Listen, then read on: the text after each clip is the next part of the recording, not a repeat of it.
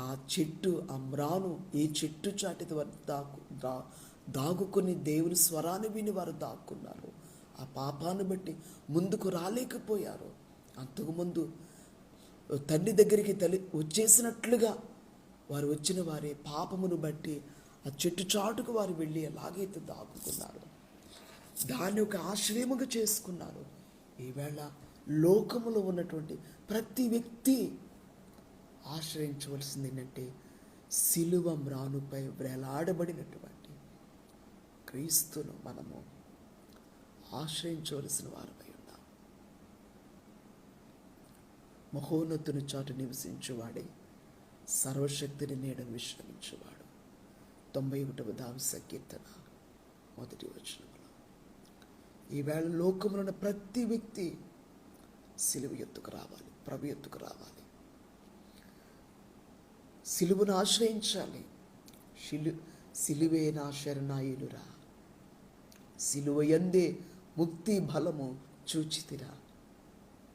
సిలువ యందే ముక్తి, సిలువ యందే శక్తి. పాపమును పోగొట్టేది యేసుక్రీస్తు వారికి సిలువే.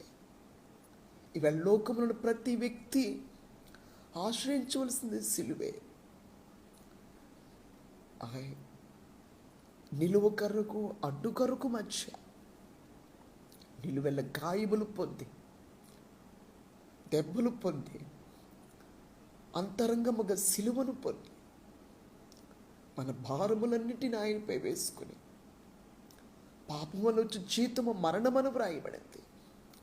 ఆ రెండో మరణాన్ని తీసివేయడానికే మన కొరకు మరణించినటువంటి జీవాధిపతిని మీరు చంపితిరి, ఆయనను మృతులలో నుండి లేపినని పేతురు భక్తుడు రాసినట్లుగా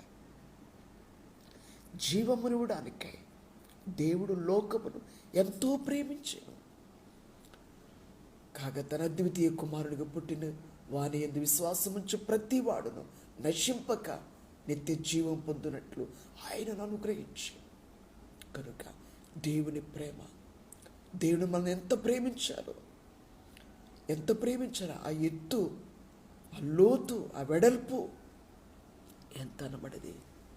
దేవదూతలు కూడా దేవుని పరిశుద్ధతని ఎలాగైతే వర్ణించలేరు. లక్షణం పరిశుద్ధుడు, దేవుని పరిశుద్ధత ఎట్లా వర్ణించలేరు. వరదూతలైనను నిన్ను వర్ణింపగలరా? పరిశుద్ధ పరిశుద్ధ పరిశుద్ధ ప్రభువా, వరదూతలైన నిన్ను వర్ణింపగలరా అని మనం ఎట్లయితే పాడుకుంటున్నామో, ఆయన ప్రేమను కూడా. నిజంగా నేను ఒకటి చెప్తాను, పరిశుద్ధత కాదు,